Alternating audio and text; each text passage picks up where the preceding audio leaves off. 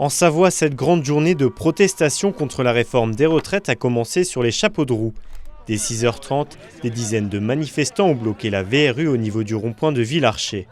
Cette action coup de poing décidée par l'intersyndicale intervient dans un contexte explosif, un jour après la prise de parole très critiquée du chef de l'État. On n'est pas entendu.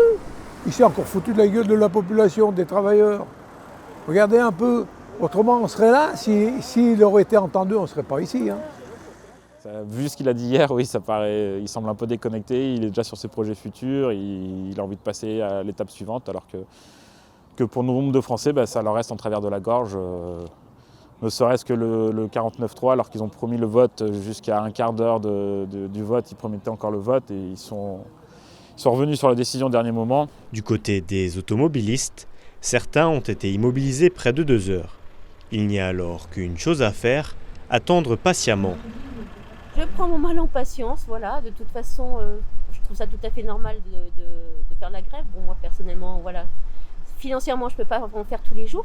Maintenant, voilà, oui, mon boulot c'est que je vais arriver en retard. J'attends tranquillement, puis voilà. Certains conducteurs, visiblement moins patients, ne cautionnent pas du tout ce blocage. Ah ça me tend directement. Moi, on n'a rien demandé. Comme je dis, moi, je fais pas de politique. Voilà, chacun fait son métier, mais on n'empêche pas les gens de travailler. Moi, je suis à mon compte, du coup, je suis bloqué. J'ai mes ouvriers qui attendent la cam et on ne peut pas avancer. Dans le fond, je suis d'accord avec leur mouvement, mais ce genre d'action, je peux pas cautionner. Parce que là, moi, j'avais clairement une réunion assez importante que je viens de rater, tant pis. Même si le texte est désormais adopté, la motivation de nombreux grévistes ne faiblit pas.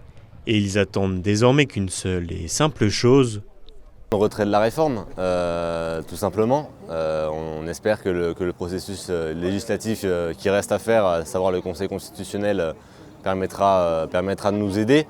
Mais nous, on mettra le pays à l'arrêt jusqu'à ce qu'il n'y ait plus le choix et juste qu'on doive retirer cette réforme. La circulation sur la voie rapide urbaine a repris petit à petit en milieu de journée.